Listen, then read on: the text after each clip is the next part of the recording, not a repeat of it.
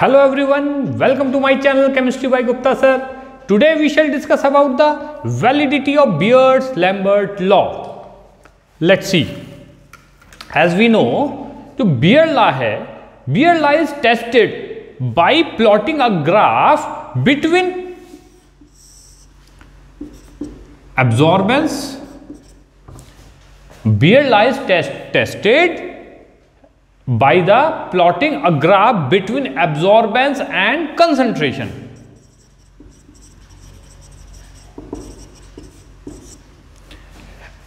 और हमें क्या मिलता है? हमें मिलती है एक स्ट्रेट लाइन.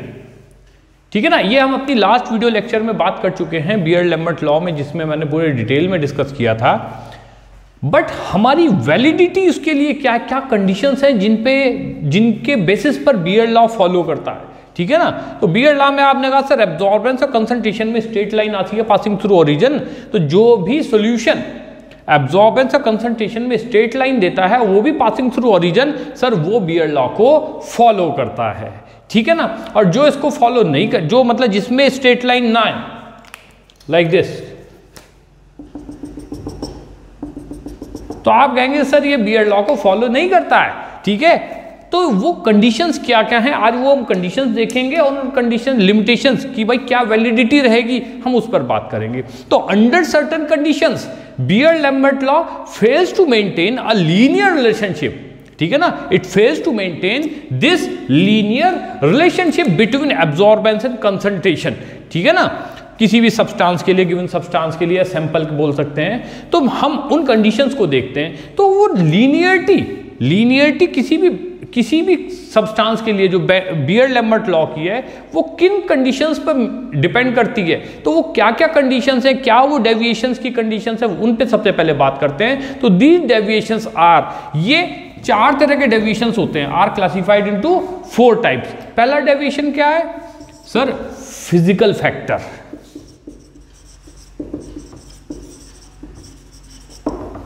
फिजिकल फैक्टर्स होते हैं कुछ फिजिकल फैक्टर्स होते हैं जो रिलेशनशिप है एब्जॉर्बेंस और कंसंट्रेशन के रिलेशनशिप को, लीनियरिटी को प्रभावित करते हैं. दूसरा होता है रियल लिमिटेशंस.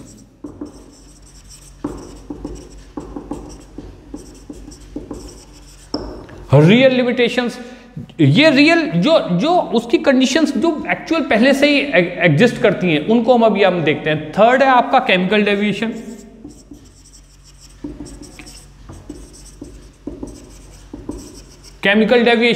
और फोर्थ है इंस्ट्रूमेंटल एरर या इंस्ट्रूमेंटल डेविएशंस. तो ये 4 लिमिटेशंस हैं, 4 कंडीशंस हैं जिनमें आपकी लीनियरिटी चेंज हो जाती है. तो 1 बाय 1 हम पहले पढ़ेंगे. पहले देखते हैं फिजिकल फैक्टर्स हमारे क्या हैं. फिजिकल फैक्टर्स जो वैलिडिटी को, लैम्बर्ट-बियर लॉ की वैलिडिटी को प्रभावित करते हैं, जिसमें नंबर 1 सबसे पहला है फिजिकल फैक्टर. कि भाई फिजिकल फैक्टर बहुत इंपॉर्टेंट है कि भाई हमें शुरुआत में ही जब हम एनालिसिस करने जा रहे हो किसी सैंपल का, तभी हमें गौर कर लेना चाहिए कि भाई ऐसी प्रॉब्लम तो नहीं है. जैसे number 1 monochromatic nature of radiation.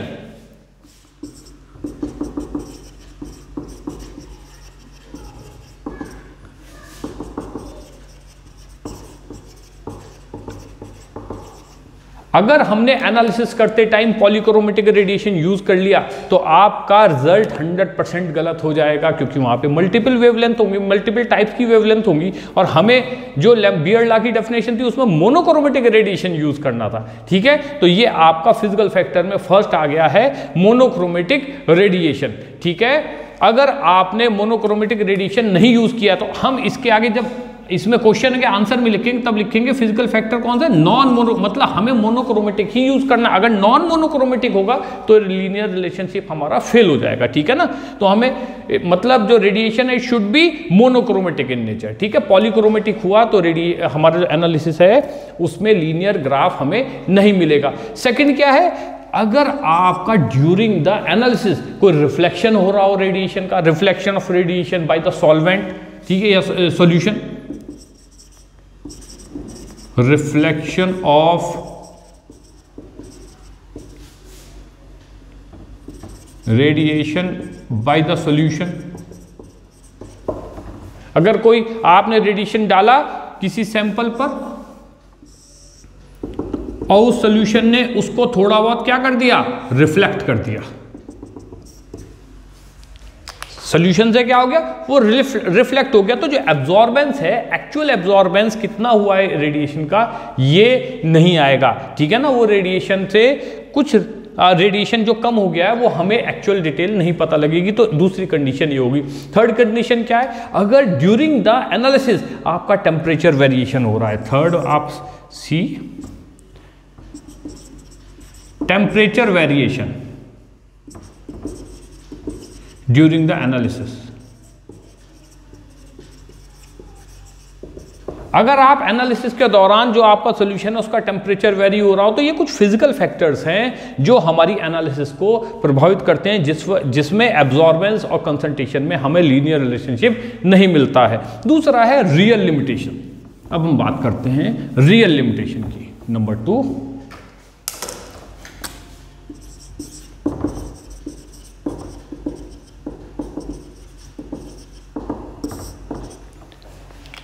Real limitation, ये बहुत ही इंपॉर्टेंट है, ये आपको बार बार याद रखना चाहिए। बीएससी 5th सेमेस्टर के जो बच्चे हैं उनके सिलेबस में ये क्वेश्चन कई बार ऑब्जेक्टिव एमसीक्यू में पूछा जाता है, कई बार शॉर्ट आंसर में पूछा जाता है, तो आप उसके लिए बहुत अच्छे से इसको तैयार करें।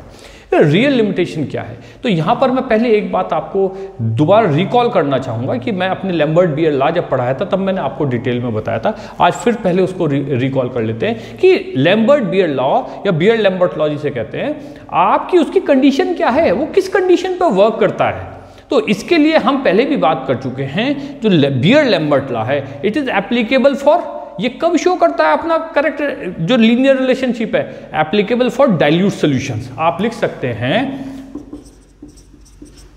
Beer law applicable for dilute solutions. Beer law is applicable for dilute solution, या हम इसको ऐसे भी कह सकते हैं, Beer law successfully describe the absorption behaviour of dilute solutions only. ठीक है ना, डाइल्यूट सॉल्यूशंस के लिए ये एप्लीकेबल रहता है। आप कहेंगे सर का कंसंट्रेटेड सॉल्यूशन में क्या होगा, देखिए मैं आपको एग्जांपल के तौर पे, ये 2 हमने सॉल्यूशन लिए,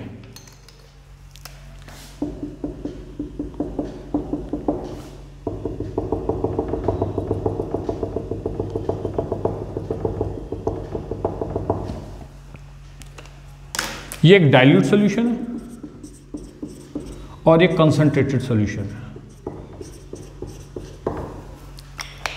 डाइल्यूट सॉल्यूशन में जो इंटर न्यूक्लियर डिस्टेंस है 2 पार्टिकल्स के बीच में, वो क्या होता है, थोड़ा ज्यादा रहता है, दूर दूर रहता है। और यहां पर क्या होता है, जो इंटर न्यूक्लियर डिस्टेंस है, पार्टिकल्स जो हैं वो बहुत पास पास होते हैं। और बेसिकली जब हम यूवी स्पेक्ट्रोस्कोपी में देखते हैं, तो जब यूवी विजिबल लाइट डालते हैं तो आपके सब्सटेंस क्या करते हैं, एनर्जी को एब्जॉर्ब करते हैं। तो जो पार्ट किसी भी सब्सटेंस का एनर्जी, अब जो पार्टिकल जब मॉलिक्यूल जो एब्जॉर्ब करते हैं, हम उसको बोलते हैं क्रोमोफोर्स, हम इनको क्रोमोजोन कह देते हैं। ठीक है ना, ये क्या है, क्रोमोजोम।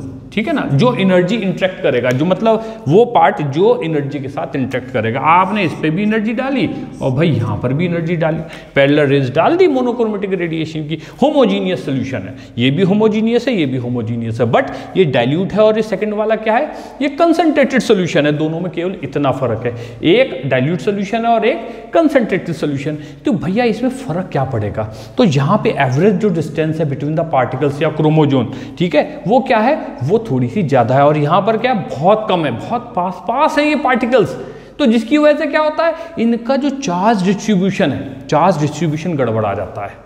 यहां पर क्या होता है, चार्ज डिस्ट्रीब्यूशन क्या हो जाता है, डिस्टर्ब हो जाता है। और ये वाला कंसंट्रेटेड सॉल्यूशन में ये एनर्जी को अच्छे से एब्जॉर्ब नहीं कर पाते। तो यहां पर जो एब्जॉर्प्शन और कंसंट्रेशन का रिलेशन है, वो लीनियरिटी क्या हो जाती है, डिस्टर्ब हो जाती है। इस चीज का ध्यान रखिएगा। तो मैं यहां पे आपको एक लाइन, सिंगल लाइन स्टेटमेंट आपको दूंगा, एट हायर कंसंट्रेशन या in a concentrated solution the average distance between the chromogen, average distance between the particles of the solution, ठीक है ना, वो जो और वो पार्टिकल्स होने चाहिए जो एब्जॉर्प्शन रेडिएशन का के लिए रिस्पॉन्सिबल होते हैं कि भाई वो एब्जॉर्ब करेंगे, ठीक है ना। इस डिमिनिश्ड कम हो जाती है टू द पॉइंट, कब किस पॉइंट तक, where each affects the charge distribution of its neighbours. बात आई कुछ समझ में? मतलब जब ये कंसंट्रेटेड सॉल्यूशन है, इसमें जब इस पे आपने एनर्जी डाली तो इनकी जो बीच की डिस्टेंस थी वो बहुत क्या थी, कम थी, जिसकी वजह से इनका चार्ज डिस्ट्रीब्यूशन है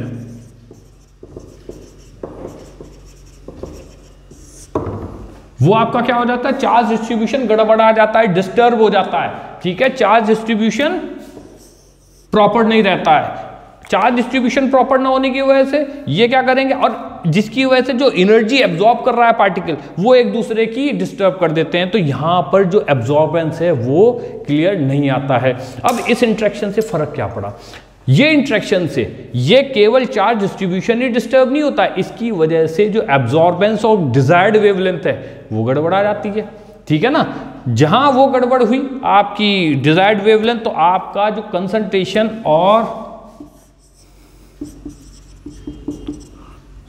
एब्जॉर्बेंस और कंसंट्रेशन में जो ग्राफ है वो कभी भी लीनियर नहीं आता है, ठीक है, वो कभी भी लीनियर नहीं आता है। तो दिस इंटरेक्शन में alter the ability of absorbance of radiation by the substance या क्रोमोजन, ठीक है ना, ये इस चीज को चेंज कर देता है। तो इसका जो मैग्नीट्यूड, जो इंटरेक्शन का मैग्नीट्यूड है, ये किस चीज पे डिपेंड करता है, जो मैग्नीट्यूड है कंसंट्रेशन पे डिपेंड करता है, ठीक है। तो आपको इस पॉइंट में दो बिंदु याद रखने हैं। पहली चीज, beard Lambert law dilute solution के लिए एप्लीकेबल होता है। कंसंट्रेटेड सोल्यूशन होते ही उसमें चार्ज डिस्ट्रीब्यूशन पार्टिकल, जो एवरेज डिस्टेंस कम होती है उसकी वजह से चार्ज डिस्ट्रीब्यूशन डिस्टर्ब हो जाता है। एक दूसरे पार्टिकल्स या क्रोमोजन एक दूसरे के चार्ज डिस्ट्रीब्यूशन को चेंज करने की कोशिश करते हैं, जिससे उनकी एनर्जी एब्जॉर्ब करने की क्षमता गड़बड़ आ जाती है या डिक्रीज हो जाती है, ठीक है। यूजुअली डिक्रीज होती है, इंक्रीज नहीं होती है। जब डिक्रीज हो जाएगी तो आपका एब्जॉर्बेंस और कंसंट्रेशन में रिलेशन भी चेंज हो जाएगा, तो आपको लीनियर ग्राफ कभी नहीं मिलता है। थर्ड हमारा जो थर्ड आपका रिलेशन है या डेविएशन, सॉरी, वो है केमिकल डेविएशन।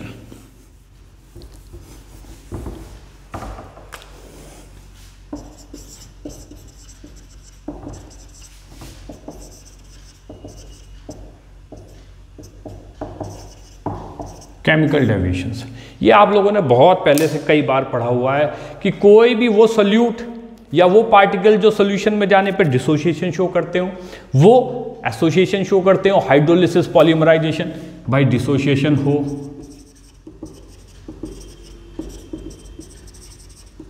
एसोसिएशन, पॉलीमराइजेशन, आपका आयोनाइजेशन, ठीक है, एटसेट्रा, कॉम्प्लेक्स फॉर्मेशन, कुछ भी आप कह सकते हैं।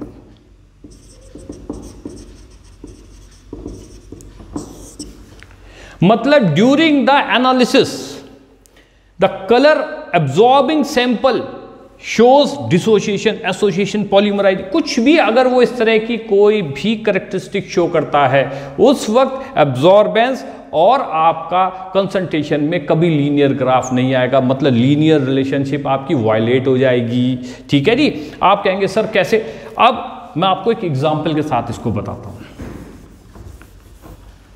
आप सब लोगों ने पोटेशियम डाइक्रोमेट बहुत अच्छे से देखा होगा, K2Cr2O7, K2Cr2O7 पोटेशियम डाइक्रोमेट को का जब हम एनालिसिस करते हैं, ठीक है ना, किसी रिएक्शन में अगर हम इसका एनालिसिस कर रहे हैं तो यूजुअली ये ऑरेंज कलर का कंपाउंड होता है, जो हमें सॉल्यूशन में जो हमें एब्जॉर्बेंस देता है। यूजुअली ये एक रफ थोड़ा सा एक आइडिया है, एग्जैक्ट नहीं है, लेकिन नियरली 450 नैनोमीटर पर ये अपनी एब्जॉर्बेंस देता है। ये कहां पर अपनी एब्जॉर्बेंस दिखाता है, 450 नैनोमीटर पे। अगर हम इसको डाइल्यूट कर देते हैं, ऑन डाइल्यूशन, आप गौर करिएगा, जब हम डाइल्यूट करते हैं पोटेशियम डाइक्रोमेट को, ये किस में कन्वर्ट हो जाता है, ये कन्वर्ट हो जाता है K2CrO4, ठीक है। On dilution it converted into K2CrO4 potassium chromate. ये क्या हो गया है? Potassium chromate. और ये क्या था? Potassium dichromate. तो एक केमिकल डेविएशन का पार्ट बनेगा। कैसे? अब आपके पास दो एब्जॉर्बिंग स्पीशीज सॉल्यूशन में आ गई हैं। पहले केवल आपने यूज क्या कर रहे थे? Single, only one. अब आप during analysis we have to colour absorb या रेडिएशन एब्जॉर्बिंग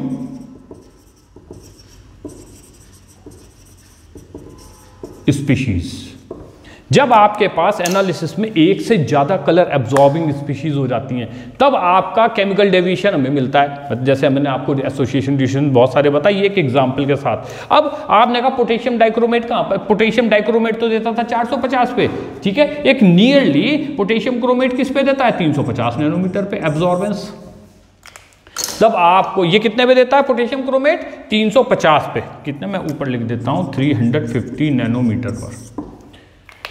तो आपको दो एब्जॉर्बेंस मिलेंगी। तो वहां पर एब्जॉर्बेंस और एक्चुअल कंसंट्रेशन तो हमें पोटेशियम डाइक्रोमेट के साथ चेक करना था, यानी कि पोटेशियम डाइक्रोमेट का किसके साथ चेक करना था भाई? एब्जॉर्बेंस के जो कंसंट्रेशन है एब्जॉर्बेंस के साथ रिलेशन देखना था। पर वहां पे तो हमें किसका दिखाई दे रहा है 350 पे?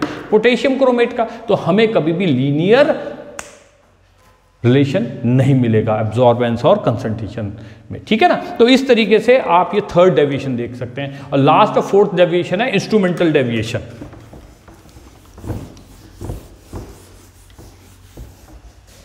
फोर्थ वन इज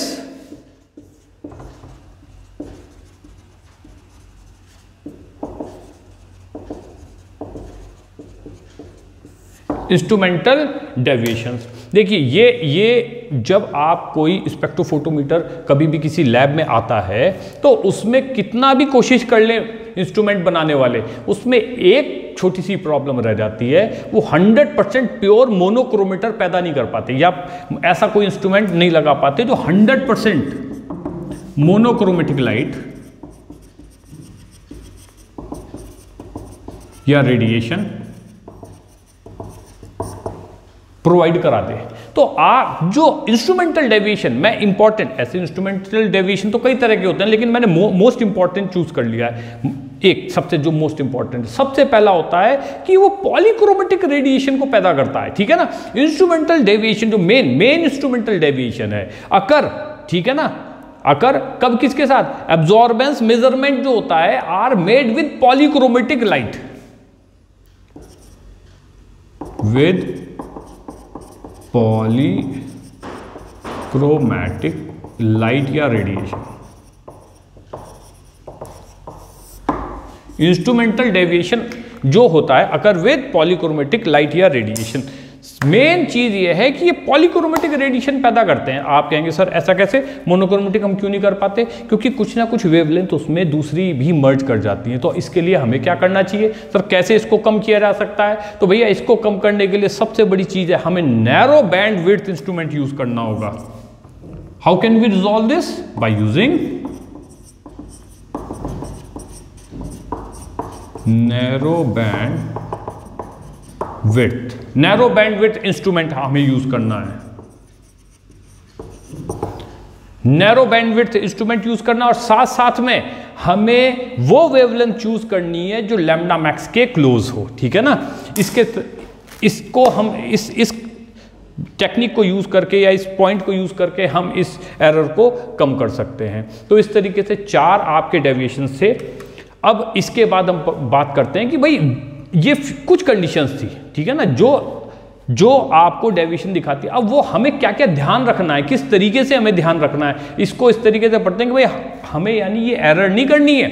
अगर बियर्ड-लैम्बर्ट लॉ को वैलिड करना है तो हमें कुछ चीज़ों का हमेशा ध्यान रखना होगा एनालिसिस करने से पहले, वो मैं बता देता हूँ। ध्यान रखिएगा, ये क्वेश्चन बीएससी 5th सेमेस्टर में कई बार पूछे जा चुके हैं और हमेशा पूछे जाते रहेंगे। बहुत इंपॉर्टेंट टॉपिक है, ठीक है। एमएससी में भी कई बार आता है इसमें से छोटे छोटे, और ऑब्जेक्टिव कंपटीशन में इनमें से कोई भी क्वेश्चन आ सकता है। जो मैंने अभी बताया नैरो बैंडविड्थ, ये बहुत ही मोस्ट इंपॉर्टेंट क्वेश्चन है, कई बार पूछा हुआ है मल्टीपल चॉइस क्वेश्चंस में, ठीक है। बड़े बड़े कंपटीशंस में, नेट में, गेट में, इसमें इस तरह के क्वेश्चन बहुत आते हैं। तो अब there are few conditions that need to fulfilled in order for Beer-Lambert law to be valid. These are number 1, वो कंडीशंस क्या है जो Beer-Lambert लॉ को वैलिड बनाती हैं। तो यहां पे हम करने पड़ेंगे कंडीशंस फॉर वैलिडिटी ऑफ, अब मैं लिख देता हूं उसके आगे बस, conditions for validity of Beer-Lambert law. तो देखिए जैसे हमने जो डेविएशंस पढ़े उसमें नंबर 1 आप लोग सबसे पहले आप क्या लिखेंगे, नंबर 1 आप क्या कह सकते हैं, सर जो एब्जॉर्बिंग मीडियम है वो आपका क्या होना चाहिए भाई, डाइल्यूट होना चाहिए, तो मीडियम है, और दूसरा क्या होना चाहिए, होमोजीनियस होना चाहिए, ठीक है ना। तो the absorbing medium should be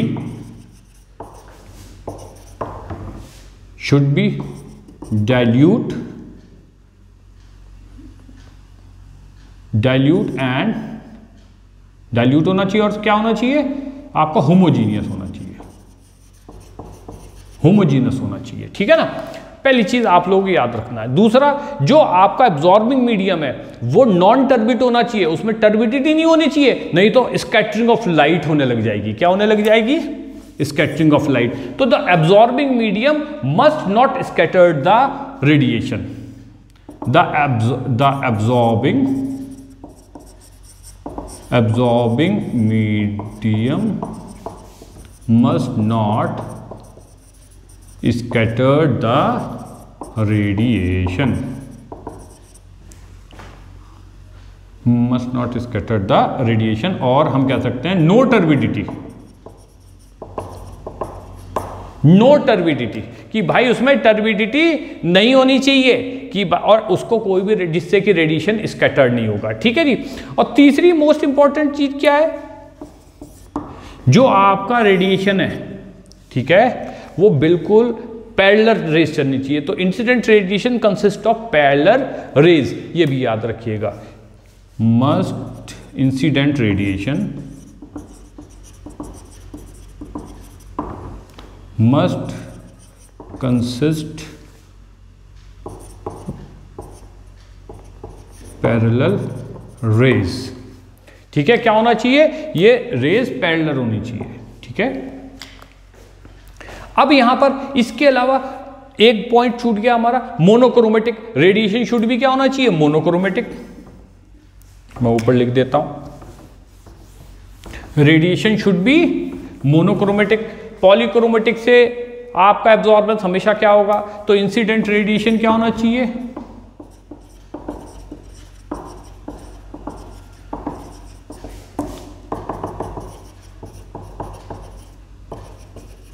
it should be monochromatic. ये बड़ा इंपॉर्टेंट पॉइंट है। और आपका लास्ट और बहुत इंपॉर्टेंट पॉइंट, जो इंसिडेंट रेडिएशन है, ठीक है ना, वो आपने डाला और वहां पर जो सोल्यूशन में कोई अगर रिएक्शन हो गई, कोई अभिक्रिया हो गई, कोई इंटरेक्शन हो गया ऐसा जिससे कि एटम मॉलिक्यूल स्टेट अपनी परिवर्तित कर दे, तो ऐसा बिल्कुल नहीं होना चाहिए। तो हम इसको क्या कहते हैं, जो इंसिडेंट फ्लक्स है must not influence the atom और मॉलिक्यूल्स, उसको इन्फ्लुएंस नहीं करना चाहिए इंसिडेंट फ्लक्स, या नॉन रिएक्टिव होना चाहिए किसके साथ। देखो एक होता है इंटरेक्शन, किस तरीके से इंटरेक्ट कर रहा है, एक्साइट कराने के लिए, केमिकल रिएक्शन नहीं होनी चाहिए, ठीक है ना। इस चीज का ध्यान रखिएगा, incident flux must not influence the atom और मॉलिक्यूल।